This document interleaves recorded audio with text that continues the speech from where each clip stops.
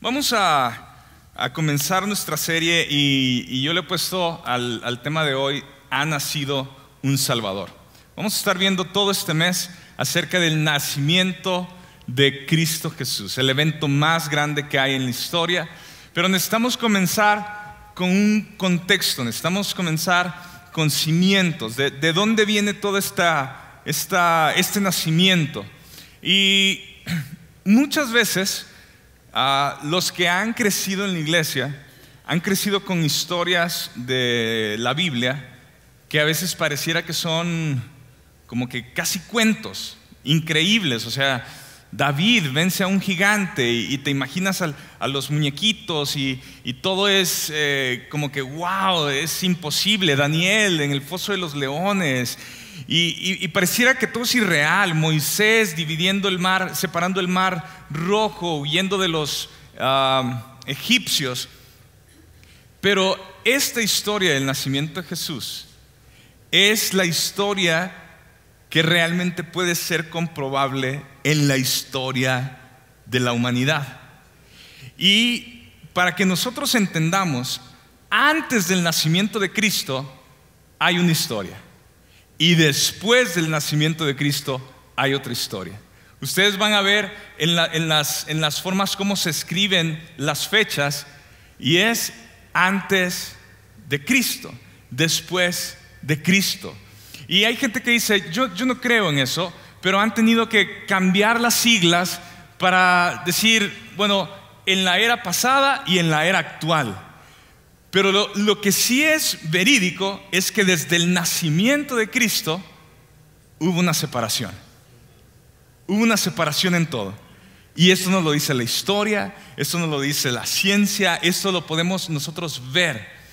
Y Lucas, que es el libro que vamos nosotros a estudiar, por lo menos el día de hoy, dice que él minuciosamente investigó con gente que fue testigo ocular y estuvieron buscando hechos verídicos. Lucas era un estudiado. Lucas estaba buscando dar pruebas de lo que estaba sucediendo. ¿Y por qué esto es importante? Porque ¿cuántos de nosotros, cuando llega diciembre, qué es la imagen que nosotros vemos por todos lados? Un nacimiento. Y entonces se nos hace así como que, ay, mira, los animalitos, el pesebre, José y María y Jesús y la estrella y los Reyes Magos y hasta nos imaginamos qué hermoso fue. Pero la verdad es que es mucho más que hermoso. Es un hecho que cambió la historia de la humanidad. Y eso es lo que nosotros, por lo menos este día, porque es una secuencia, todo este mes será una secuencia y no terminará hoy, pero sí comenzará poniendo cimientos el día de hoy. Nosotros necesitamos ver qué es lo que estaba esperando el mundo. Y el mundo estaba esperando, o por lo menos el pueblo judío estaba esperando la venida ¿de quién? Del Mesías. Entonces necesitamos ver Isaías capítulo 7, verso 14. Es la primera profecía. Es la primera promesa. Y de hecho ustedes y yo vamos a ver en el Antiguo Testamento que está lleno de promesas, de profecías. Y en el Nuevo Testamento están todos los cumplimientos, y muchos de ellos los lleva a cabo Jesús. Y comienza en Isaías 7:14, es uno de ellos. Es el primero que nosotros vamos a escribir, vamos a ver, vamos a estudiar. Y dice, muy bien, esto es la Nueva Traducción Viviente. Muy bien, el Señor mismo les dará la señal. ¿Les dará qué? La señal. Miren, la Virgen concebirá un niño, dará a luz un hijo y lo llamarán Emmanuel, es decir, Dios con nosotros. Esta es la primera profecía que podemos ver acerca de algo que se va a cumplir. Estamos hablando casi de 700 años atrás. Pero ¿qué es lo raro? ¿Qué suena raro en esta profecía, en esta promesa? Dígame usted. Que concebirá una virgen. O sea, dígame usted, ¿cuándo ha visto a una mujer virgen concebir? ¿Qué es la única mujer virgen que nosotros hemos escuchado que ha concebido? María. 700 años atrás. Viene esto que revoluciona, o sea, que dice, la virgen dará a luz un niño. Pero dice, es la señal. O sea, ¿creen ustedes que hay forma de negar esa señal? No hay forma de negarla. Es súper específica. Y dice, y lo llamarán Emmanuel, que significa Dios con nosotros. Y esto tiene un sentido muy fuerte, porque nosotros a veces pensamos que nosotros somos los que buscamos a Dios y que nosotros vamos hacia Dios. Pero Emmanuel dice, Dios con nosotros. Dios baja a hacerse hombre. El hombre no se hizo Dios. Dios se hizo hombre y habitó entre nosotros. Dios con nosotros. Y esta es una irrealidad, pero es una verdad.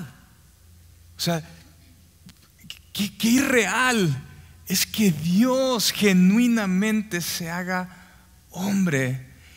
Dios con nosotros. Emmanuel, Dios con nosotros.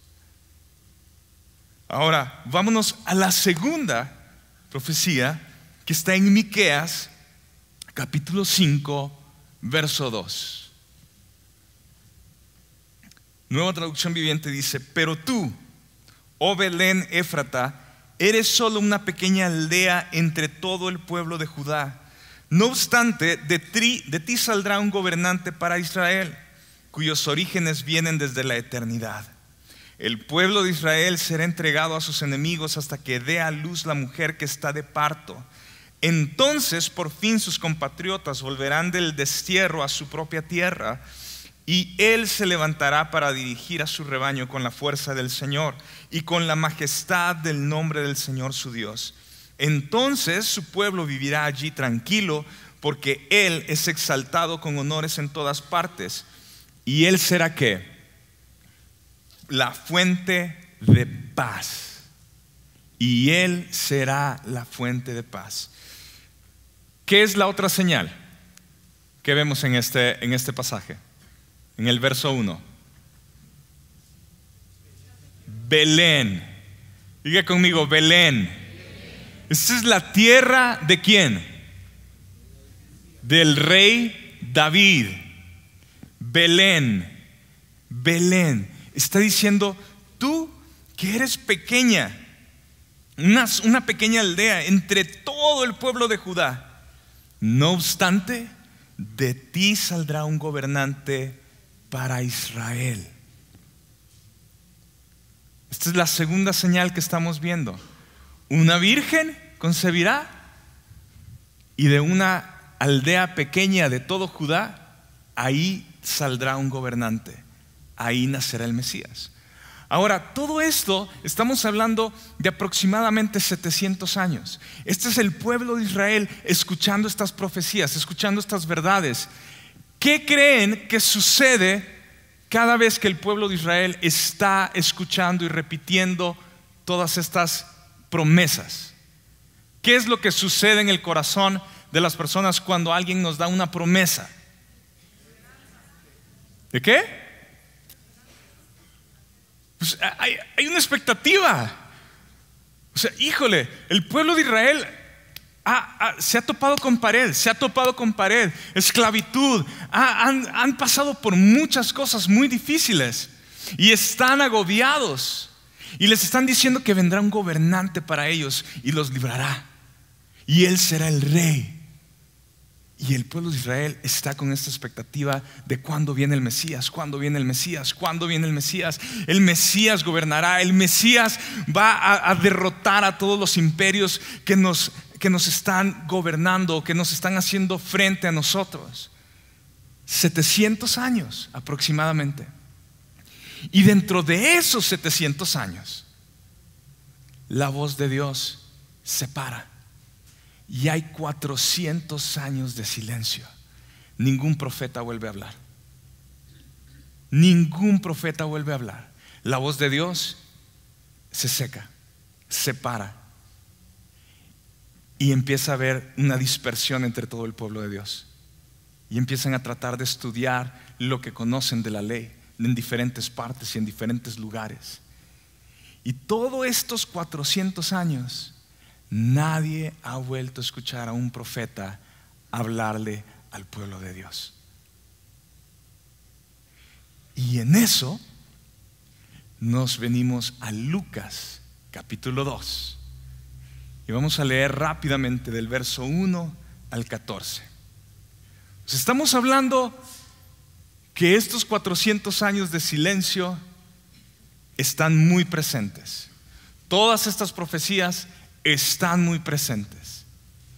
Y solo sabemos hasta ahorita, porque la Escritura nos dice que viene Juan el Bautista a la venida y Jesús. Y vamos nosotros a centrarnos en lo que es el nacimiento de Jesús. ¿Ok? Nueva Traducción Viviente dice, capítulo 2, verso 1. En esos días, Augusto, el emperador de Roma, decretó que se hiciera un censo en todo el imperio romano. Este fue el primer censo que se hizo cuando Cirenio era gobernador de Siria. Todos regresaron a los pueblos de sus antepasados a fin de inscribirse para el censo. Como José era descendiente del rey David, tuvo que ir a Belén de Judea, el antiguo hogar de David. Viajó hacia allí desde la aldea de Nazaret de Galilea. Llevó consigo a María, su prometida, cuyo embarazo ya estaba avanzado. Mientras estaban allí, llegó el momento para que naciera el bebé. María dio a luz a su primer hijo, un varón. Lo envolvió en tiras de tela y lo acostó en un pesebre, porque no había alojamiento disponible para ellos. Esa noche había unos pastores en los campos cercanos que estaban cuidando sus rebaños de ovejas. De repente apareció entre ellos un ángel del Señor, y el resplandor de la gloria del Señor los rodeó. Los pastores estaban aterrados, pero el ángel los tranquilizó. No tengan miedo, dijo. Les traigo buenas noticias que darán gran alegría a toda la gente. Y nos vamos a quedar hasta ahí. Vamos a empezar a ver varios de los versículos que acabamos de leer.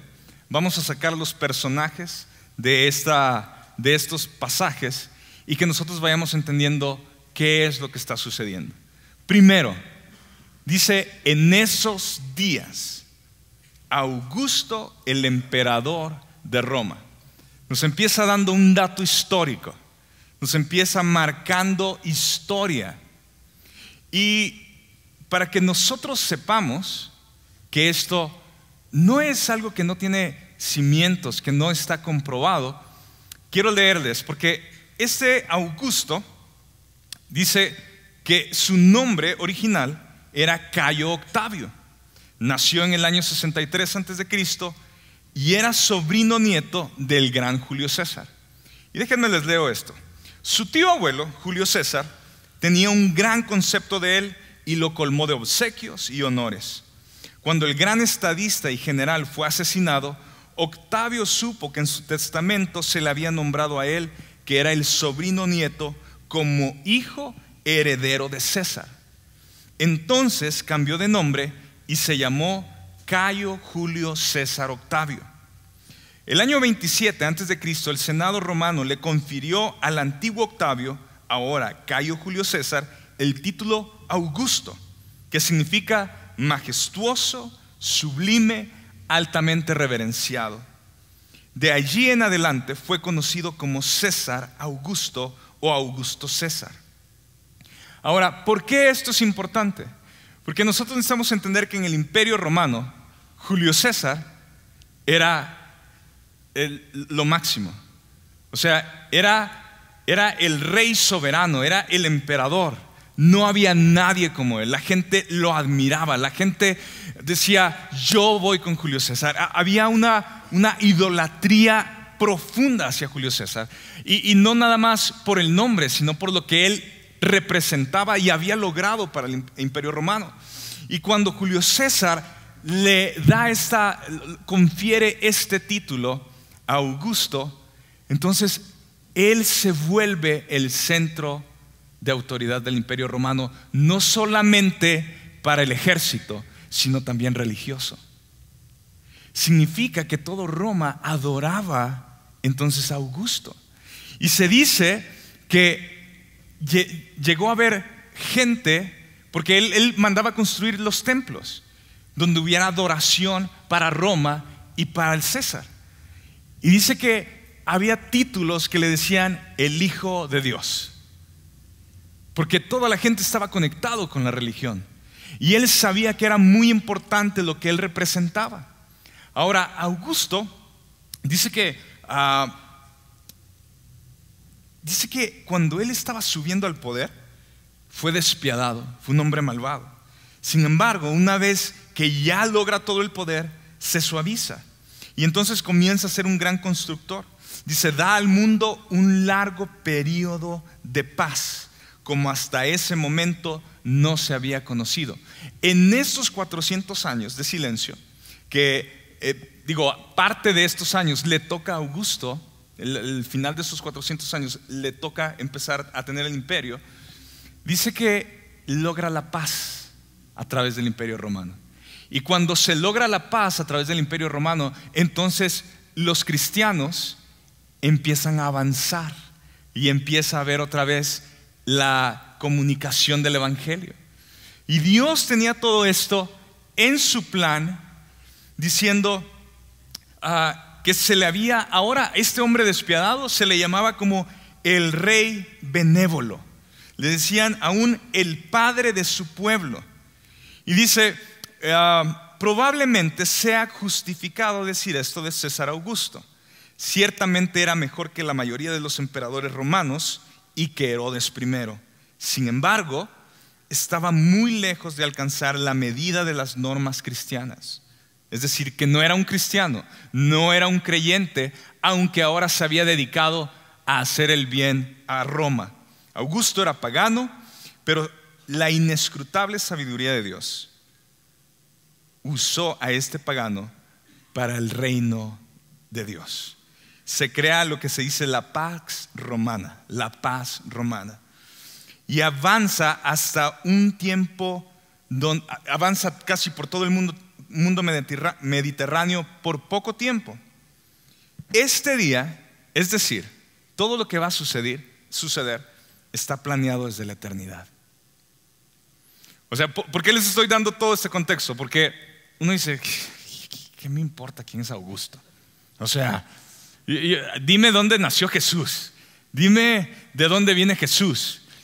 O sea, quiero que veas cómo Dios en su plan está manejando un gobierno romano, está manejando muerte tras muerte, imperios de sangre, de maldad, de paganismo fuerte, y Dios pone a reyes y quita reyes. Y Dios establece la autoridad para que se cumpla su propósito. Entonces, estamos hablando que este hombre tiene la autoridad de todo Roma, de todo el Imperio Romano, y dice, en esos días Augusto, el emperador de Roma, decreta que se haga ¿qué? Un censo. No se ha hecho censos, no existe esto. Es la primera vez que se va a hacer un censo, y dices, pues nosotros decimos, pues aquí censan y estamos tan acostumbrados. Esta es la primera vez que se va a hacer un censo. ¿Y qué hace este censo? Hace que José y María tengan que salir y regresar a Belén. Ahora, este censo, la motivación era por dos razones. Tenía que ver con poder y tenía que ver con dinero. Augusto quería saber cuántos hombres tenía para disponer de un ejército. Quería saber qué tan poderoso era. La motivación de un censo es, en ese tiempo, para saber a cuánta gente le puedo cobrar impuestos. Entonces voy a saber cuánto voy a ganar y puedo saber cuántos hombres tengo para disponer para la guerra. Y Dios está usando este censo, y la escritura dice que cuando sale José, porque era descendiente ¿de quién? Del rey David, tuvo que ir a Belén de Judea, el antiguo hogar de David. Viajó hacia allí desde la aldea de Nazaret de Galilea y llevó consigo a María, su prometida, cuyo embarazo estaba ¿qué? Muy avanzado. Todas las mujeres que han estado embarazadas, ¿ustedes creen que caminarían 10 kilómetros en su 8º mes? O sea, imagínate que tienen que salir 10 kilómetros sin doctor. No había hospitales, no había nada, y van a empezar este viaje. Y comienza este viaje, y quiero volver a este punto. Este día lo preparó Dios. O sea, ni siquiera hemos llegado al nacimiento, pero Dios preparó este día, está preparando el día, está preparando el día, está preparando el día, y lo está preparando y lo está orquestando con cosas que nosotros sabemos, a veces nosotros pensamos, el mundo, las noticias, lo que está pasando allá en otro país. A mí no me pasa nada, yo estoy aquí feliz. Yo no necesito entender qué está sucediendo allá en Estados Unidos, ni allá en Rusia. Yo estoy bien aquí, el monitor de Parral. Con eso soy feliz.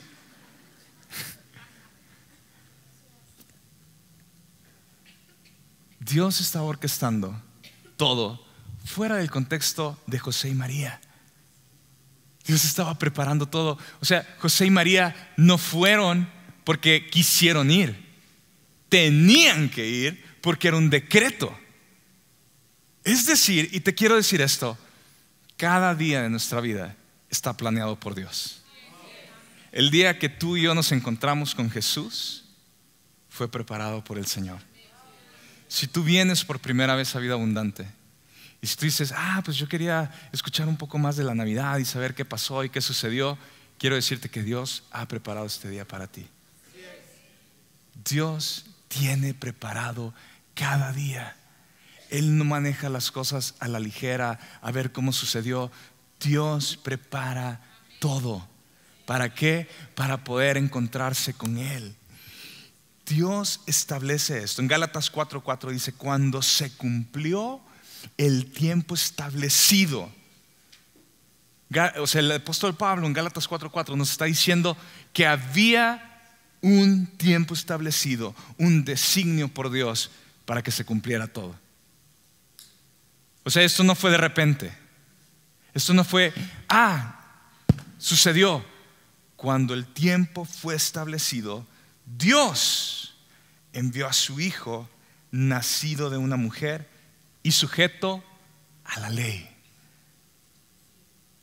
O sea, lo manda y está diciendo, oye, sigue sujeto a la ley, a lo que venimos aprendiendo y enseñando. Entonces, ¿qué le parece si le dice a la persona que tiene ahí a la par? Fue un día verdadero, sucedió en la historia. Cuando los que tenemos hijos pequeños, esta es la historia más importante, la cual nosotros necesitamos tratar de contarle a nuestros hijos, que no parezca una caricatura. Esta es la historia que cambió el mundo. Fue en una ciudad real, fue en Belén. O sea, Belén existe hasta el día de hoy. Ahí está la ciudad. Usted puede ir y hay muchas cosas que sirven y que comprueban que ahí estuvo esta gente. O sea, el día fue preparado, la ciudad es verdadera, no es una historia de los Avengers, no es una cosa de caricaturas, no es una ciudad imaginaria, es una ciudad real que tiene habitantes, número de habitantes, que tiene casas, que tiene gente viviendo, que tiene trabajos, que tiene negocios. Existe. Y dice que José y María tenían que regresar ahí. Se calcula que la edad era más o menos entre los 13 y 15 años de edad, lo que ellos tenían. Esa era la edad en donde los hombres y las mujeres ya empezaban a casarse. Los hombres a los 13 años de edad ya sabían trabajar, eran responsables de sus trabajos, podían mantener hogares. Y más o menos esta es la edad. Y ellos tienen que regresar. Entonces tenemos a Augusto, tenemos el nombre es Cirenio, tenemos a José, tenemos a María y van camino a Belén.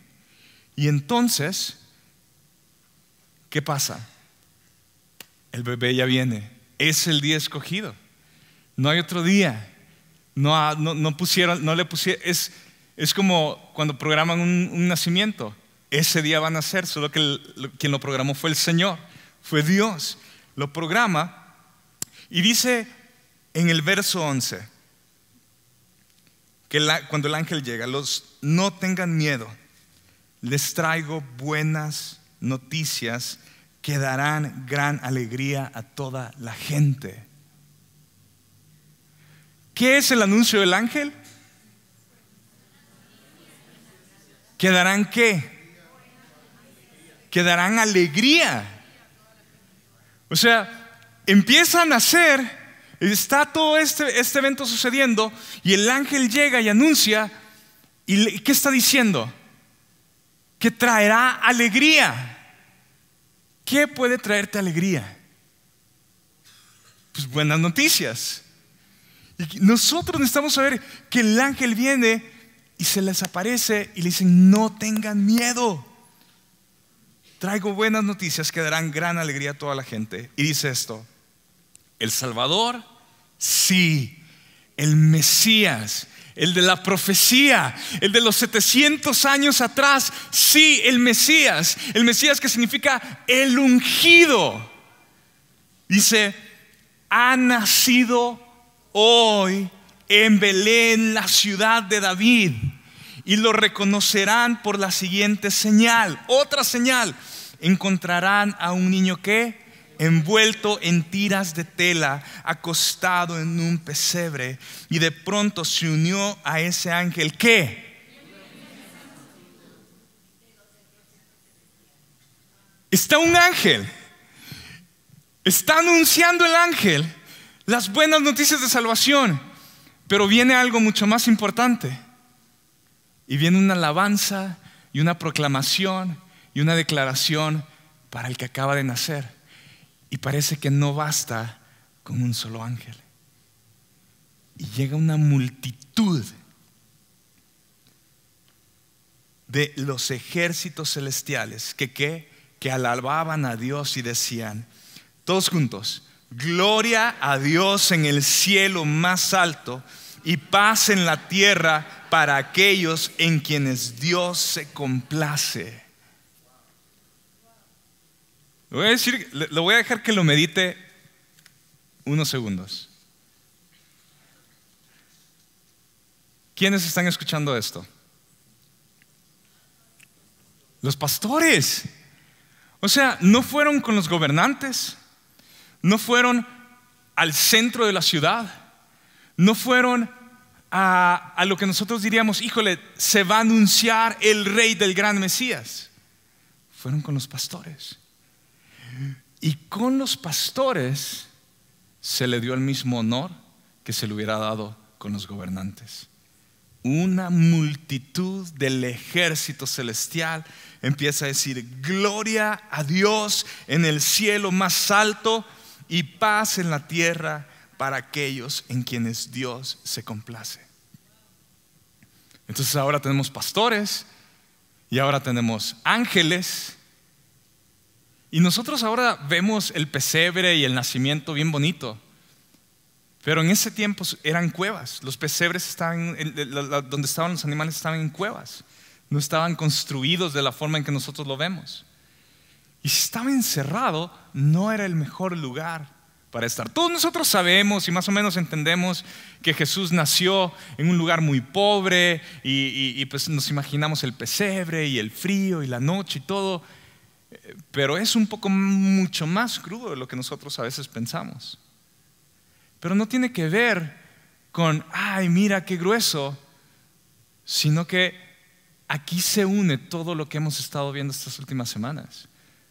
Este viernes en Grupos Vida, cuando vemos, dice que Jesús dice, yo no vine a ser servido, yo vine a servir. Una actitud de humildad. Hemos estado hablando de una vida generosa. ¿Qué más generosidad del Padre que dar todo su Hijo para nosotros en rescate de la humanidad? Ofrecerlo como un holocausto. Literalmente, aquí está mi único hijo. ¿Qué más gratitud que entregar a tu único hijo? Hablando de Jesús, ¿qué más gratitud que Jesús diga, nadie me quita mi vida, yo la ofrezco, yo la doy? ¿Qué más servicio que Dios con nosotros se arrodilla y empieza a lavar los pies de todos los discípulos y a mostrarles que esa es la forma que se hace en el reino de Dios? ¿Qué más, qué mayor ejemplo nosotros podemos tener de alguien que tiene comunión, que está en comunión con el Padre, que dice que no hace nada si no escucha al Padre, que no hace nada si no ve al Padre hacerlo, que va y se mete con la gente que prostitutas, ladrones, adúlteros, y que va y quiere atravesar los corazones más sucios para decirles, por ti he venido? ¿Qué mayor ejemplo de vida? Y yo quiero que cerremos esto aquí. Y esto va a seguir el próximo domingo. Pero el tema de la serie se llama En la tierra, paz. Paz tiene un nombre y es Jesús, el príncipe de paz. Es uno de sus nombres, príncipe de paz. Nosotros vemos a través de la Escritura que hay diferentes tipos de paz, y Jesús lo mencionó. Jesús dijo que Él iba a dar la paz que el mundo no puede dar. Pero con lo que quiero cerrar hoy es con la paz que es central para nuestro caminar en esta vida. Y esa paz tiene que ver con nuestra paz con Dios. Nosotros podemos vivir esta vida y vivir siempre en conflicto con Dios. No lo decimos, no lo sentimos, pero estamos en conflicto por el pecado, por nuestra rebeldía. Nosotros hay otro tipo de paz que es la paz interna. Cuando dices, siento paz de hacer esto, siento paz de arriesgarme a este proyecto, siento paz de que mis hijos hagan esto, siento paz, tienes una paz interna. Y hay otro tipo de paz que es la paz con los demás. Tengo paz con mi prójimo, tengo paz con el mundo que me rodea. Pero la paz con nuestros amigos o con nuestra familia o con la gente no va a funcionar. La paz interna no va a funcionar si no tenemos paz con Dios. Muchos viven una paz superficial. En el momento que hay tensión, en el momento en que hay un comentario, una palabra, una cuestión en tus finanzas, una cuestión en tu matrimonio, se rompe. Y la ansiedad entra, y el enojo entra, y las paranoias entran, porque no hay paz genuina. Es mentira. El mundo es buenísimo para poder encubrir Y a veces pensamos que tenemos paz, pero que le suban un poquito de intensidad al horno y vamos a ver si podemos tener paz en medio de la crisis. Porque la paz genuina solo viene cuando hay paz con Dios. Esa paz nos lleva a padecer juntamente con Cristo crucificado el dolor y las aflicciones. Porque Cristo no nos está diciendo, prometiendo o enseñando que habrá felicidad de una manera superficial. Nos está enseñando a que podamos vivir los momentos de felicidad y los momentos de crisis en paz con Él. Y muchas veces nosotros no hemos hecho esta paz con Dios, porque creemos que nosotros necesitamos conseguir la paz. ¿Qué hago para estar en paz con Dios? ¿Cómo me porto para estar en paz con Dios? ¿Cuántas veces tengo que ir a la iglesia? ¿Cuántas veces tengo que hacer aquello? Pensamos que podemos lograr la paz. La paz vino el día que Él nació en este pesebre. 400 años de silencio. Y en eso, la voz del Dios Todopoderoso. La voz del Dios Todopoderoso sale a través del llorar y el quejido de un bebé.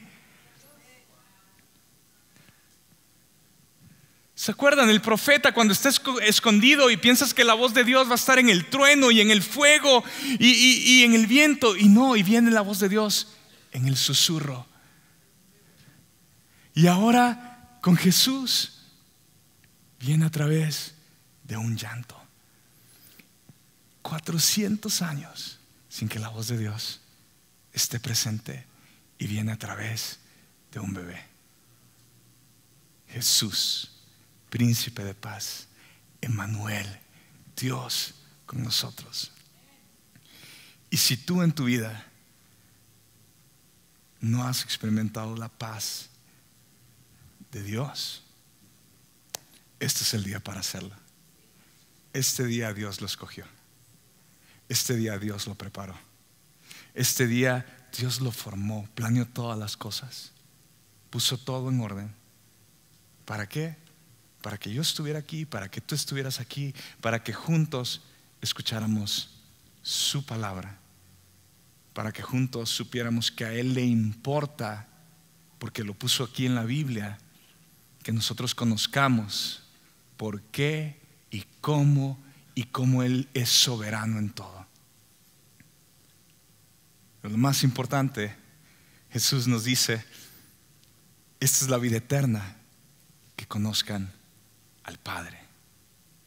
Y la paz eterna estará solo cuando nosotros rendimos nuestra voluntad a Dios. Cada momento que tú y yo buscamos hacer nuestra voluntad, estamos siendo como Augusto. Yo soy Dios. Yo soy el Hijo de Dios. Yo no estoy en paz con Dios. Yo no quiero someterme a Dios. Dios está buscando lo que Jesús vino a hacer, a darnos paz para con Dios. La declaración, quiero repetirla, dice: gloria a Dios en el cielo más alto y paz en la tierra.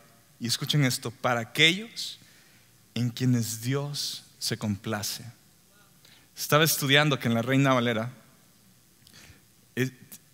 la mayoría de versiones, de traducciones, no están de acuerdo con la Reina Valera, porque la paz que Dios da no se puede recibir si tú no eres un hijo de Dios. O sea, la paz de la que estamos hablando solo la reciben con los que Dios se complace. Y quiero que escuchemos bien esto, porque la paz de Dios, a diferencia de que pensemos Dios quiere paz para todo el mundo, la paz de Dios solo es dada a los que pueden creer en Él, a los que reciben a su Hijo. ¿Cómo sé si yo puedo tener paz? ¿Cómo sé si yo puedo vivir en esta paz? La pregunta es, ¿has recibido al pacificador? ¿Has recibido a Jesús en tu vida? ¿Es Él tu Señor? ¿Es Él el que realmente dará y gobernará y pondrá paz aún en la situación más difícil? Y después de esto nosotros veremos que nosotros hemos sido llamados a reconciliar a la gente con Dios. Vamos a cerrar nuestros ojos. Padre, esta mañana hemos escuchado un pasaje tan conocido. Lo vivimos cada año, experimentamos cantos, experimentamos fiestas, experimentamos el consumismo de las tiendas, regalos. Pero a veces estamos tan lejos de vivir en esta paz que tú viniste a dar a los que creen en ti. Y es más, muchas veces tenemos más conflictos con nuestros familiares, con la gente que está cerca de nosotros, simplemente porque estamos evadiendo o porque somos superficiales, porque no hemos dado todo el lugar de nuestra vida, todos los derechos de nuestra vida para que tú gobiernes. Pareciera que en lugar de que vivamos en paz, vivimos con más ansiedad, vivimos con más preocupación.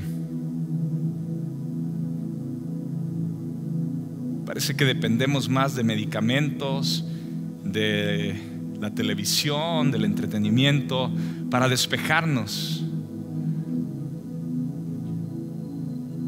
Muchas veces hemos acudido a los vicios y estamos atrapados en los vicios para huir de la realidad que es que no estamos en paz contigo.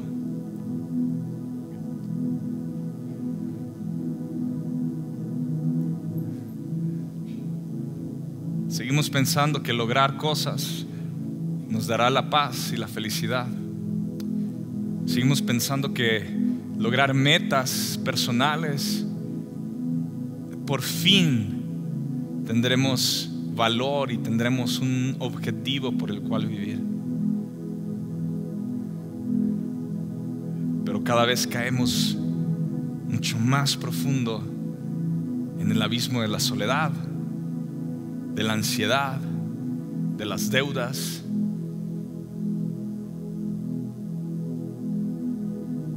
Hasta de pensar, no hay nada por qué vivir. Qué aburrido.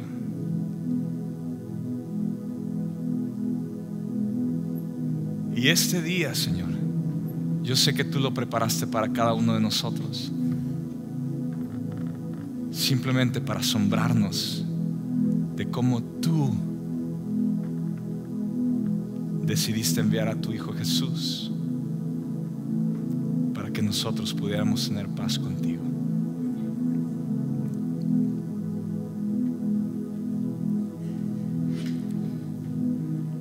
Y así, con nuestros ojos cerrados, yo sé que el Espíritu Santo nos está hablando a todos, y todos estamos en diferentes lugares en nuestro caminar con el Señor, pero sé que Dios nos está hablando porque su palabra es viva.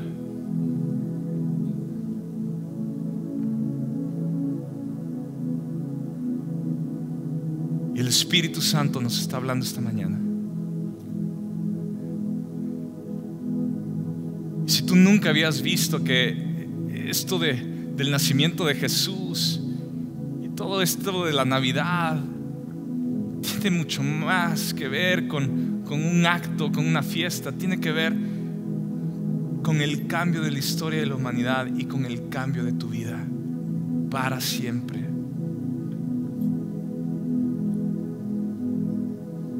Si vives vives con temor de qué es lo que sigue, qué es lo que viene.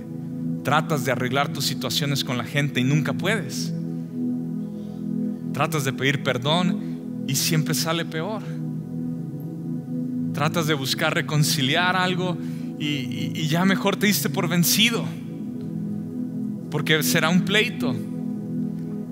Jamás podremos nosotros restablecer paz genuina con la gente que nos rodea y lo que tenemos aquí adentro si no hay paz con Dios.